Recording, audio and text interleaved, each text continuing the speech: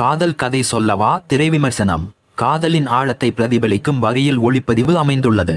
படத்தில் நடிகராகவே வரும் விஜய் சேதுபதி தான் நடிக்கும் காதல் கதை சொல்லவா என்கிற படத்தின் ஃபர்ஸ்ட் லுக் ஒன்றை வெளியிடுகிறார்.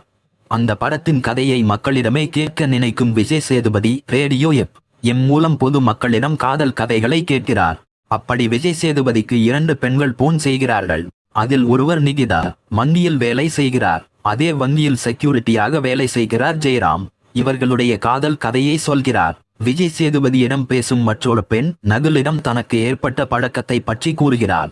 இவர்களுக்கு சில ஆலோசனைகளையும் விஜய் சேதுபதி கூறுகிறார். கடைசியில் இருவர் வாழ்க்கையிலும் என்ன ஆனது, விஜய் சேதுபதி கதையை தேர்ந்தெடுத்தாரா என்பது படத்தின் மீதிக்கதை. விஜய் சேதுபதி வழக்கம் போல தனது யதார்த்தமான நடிப்பால் முத்திரை பதிக்கிறார். அதிக ஆர்ப்பாட்டம் இல்லாத வசன உச்சரிப்பும் கண்கள் வழியே கடத்தும் உணர்வுகளும் படத்திற்கு பலம். ஜெயராம் தனது பரந்த அனுபவம் மற்றும் கலைஞரான திறமையால் இந்த காதல் கதையின் உணர்வுகளை நேர்த்தியாக வெளிப்படுத்தியுள்ளார். துடிப்பான இளைஞராகவும் அதே சமயம் காதலில் உருவும் காதலனாகவும் நகுல் சிறப்பான பங்களிப்பை வழங்கியுள்ளார்.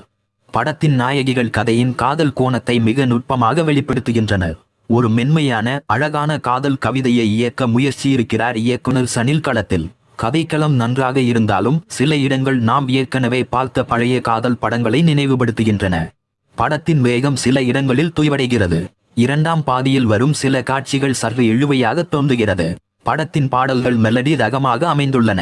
காதலை சொல்லும் காட்சிகளுக்கு பின்னணி இசை கூடுதல் பலம். காதலின் ஆழத்தை பிரதிபலிக்கும் வகையில் ஒளிப்பதிவு அமைந்துள்ளது.